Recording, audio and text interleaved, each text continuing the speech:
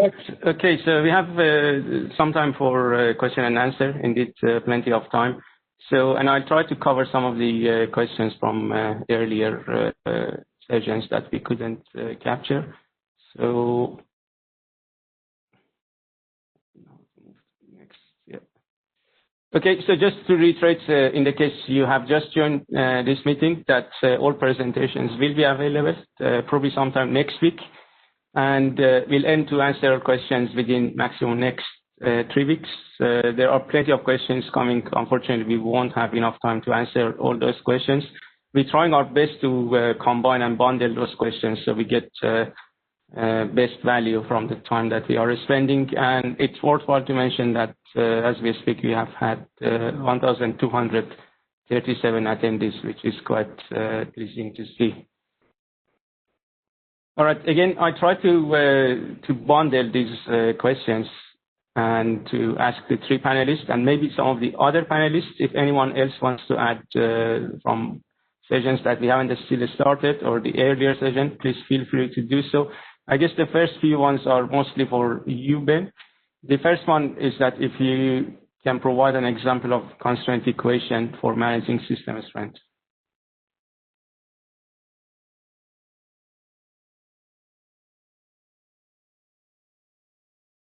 It depends how complex you want to go there, Babak. Very simple, very simple. The simplest you can. Okay, so the simplest version of one of these is generator less than or equal to either 0, 25, 55, something like that. That is the simplest form of those. The more complex forms of those are going to be generator less than or equal to horrible calculation, as I described in the presentation. Okay, great. The second question is that what role can a proponent or generator play in conjunction with AEMO and NSVs in developing limit advice and constraint equations?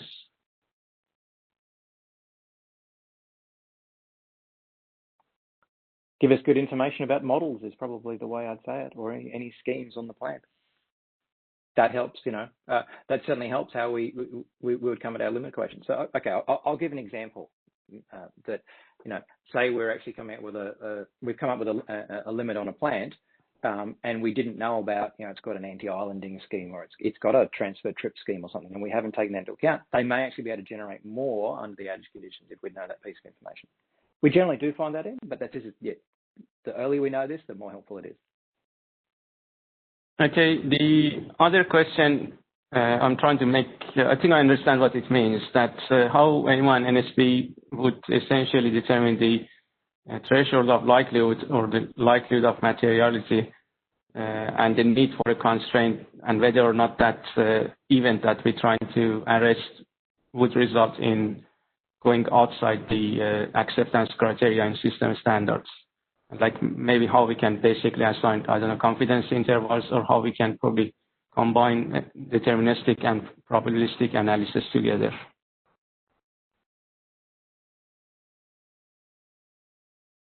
To be honest, I'm not sure how to answer that one, Babak. I think because of the nature of PSCAD, we're running, you know, we're not running multiple studies, so we're not, you know, confidence interval doesn't come into it in the same way.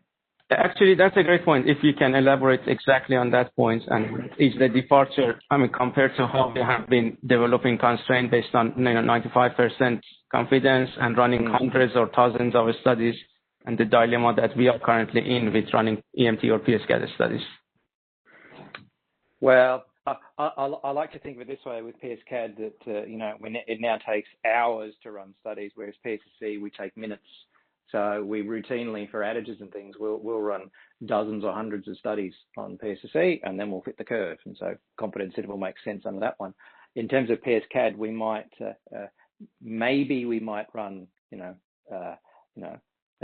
double-digit studies and check the limits on that. But those are probably more around the, you know, how much can we actually push the generator? Can we actually make it generate more, or understand what the issue might be? But it's generally, there's no curve to fit. There's no confidence intervals. It is, you know, generally that study is the number. Sure. I guess the last question, I'm not sure, Daniel, are you still online? So this is probably more for you to answer. That how do you optimize the inverter control under N-1/-1 or other outage conditions?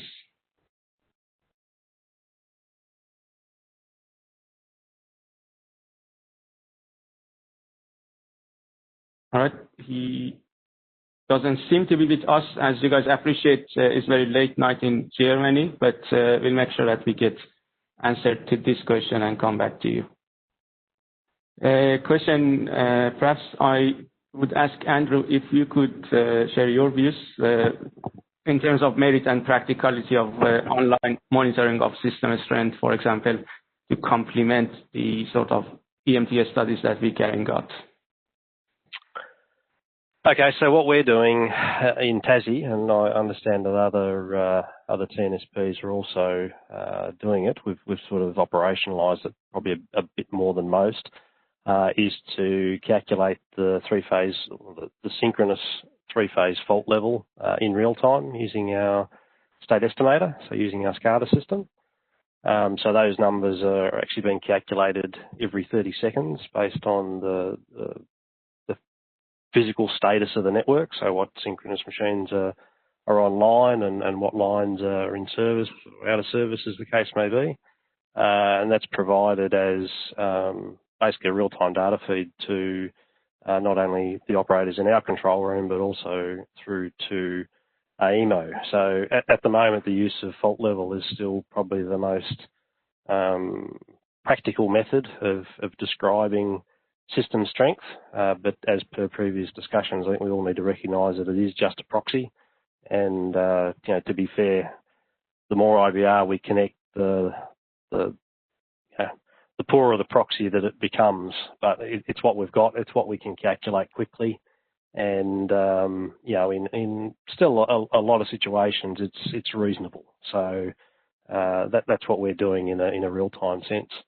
Probably the other thing that you could start to do if you've got good PMU visibility, you could start to actually look at the delta V that you see during switching events.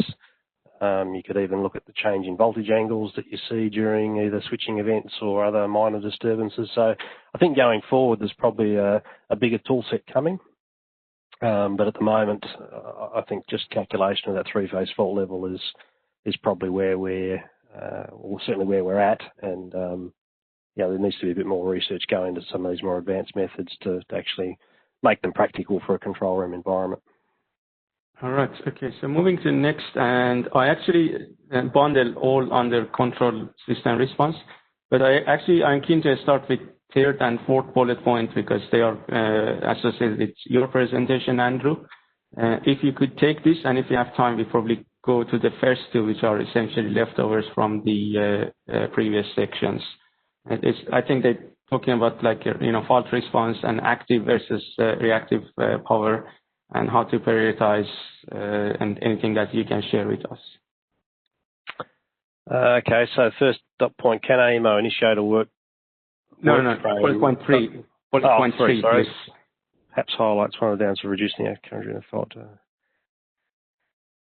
Well, look, it's a trade-off situation, isn't it? It goes back to what Tony was talking about and a few other presenters. You need to look at the overall system dynamics and the overall response of the power system as a closed loop, thing. You can't necessarily focus on one issue and say, well, I'll fix that and everything will be good. You need to look at all aspects. So what I introduced in my presentation there was a issue around frequency control and how that very much links back to the energy deficit that we see during those fault ride-through periods. So while there may be drivers to slow down the recovery of active power after a fault, and that will certainly help with the low system strength issues that we've talked about. There is a trade-off, there is an implication of doing that. It's clearly more relevant in the Tasmanian system and not in systems that could potentially need to operate islanded, and perhaps less of an issue in bigger, more interconnected networks. But that's where you've just got to look at what are the key dynamics, what are the things you have to manage to actually have a viable power system.